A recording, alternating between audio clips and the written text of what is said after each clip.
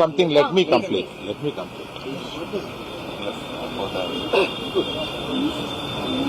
ఒక ఆల్ ఇండియాలో collections break చేసిన సినిమాలో తన కష్టం, ఆ సినిమాకి అంత కలెక్షన్స్ రావడం, ఇవన్నీ చేసిన ఒక సినిమాకి అతను వెళ్ళి మొదటి షోలో తన కూర్చొని జనం దీన్ని ఎంత అప్రిషియేట్ చేస్తున్నారు, తనని ఎలా రిసీవ్ చేసుకున్నారు అని చూసుకునే అదృష్టం లేకపోయింది.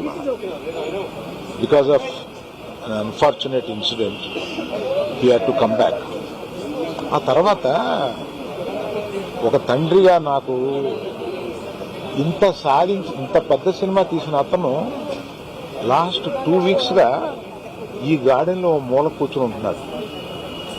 రోజు ఆ పైన ఉంటున్నాడు, లేకపోతే ఇక్కడ ఉంటున్నాడు. నేను ఒకసారి ఈ గార్డెన్ దగ్గరికి వచ్చి, ఏంటయ్యా ఇట్లా ఉంటావు నువ్వు, వెళ్ళి ఫ్రెండ్స్ దగ్గర కన్నా వెళ్ళు, లేకపోతే ఏదైనా ఊరన్నా వెళ్ళు, ఏదైనా బ్రేక్ తీసుకో, ఇందులోనే ఉండి నువ్వు ఇట్లాగా మరోజుగా ఇలా కూర్చుని ఉంటావు, దేశం అంతా నీ సినిమాని సెలబ్రేట్ చేసుకుంటుంటే నువ్వు ఇట్లా కూర్చుని ఉంటావు అంటే, సో అన్ఫార్చునేట్ ఇన్సిడెంట్ కరెక్ట్గా ఇప్పుడు జరిగింది. We don't know why, but the nature did it like that.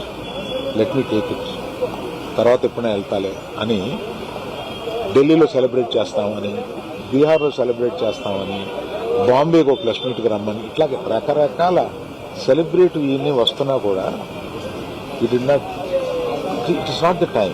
It is ఒక ఫ్యామిలీ, అందులో తన అభిమానుల ఫ్యామిలీలా అయిపోయినందువల్ల అతను చూస్తుంటే నాకే కడుపు తరుపుకుంటుంది.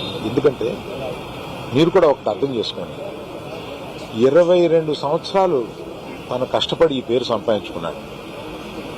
ఇది ఒక రోజుతో వచ్చింది కాదు, ఒక సినిమాతో వచ్చింది కాదు, ఒక ప్రెస్ మీట్తో వచ్చింది కాదు, ఒక ఇన్సిడెంట్తో వచ్చింది కాదు. ఇది క్రమక్రమంగా అతను బిల్డప్ చేసుకున్నాడు.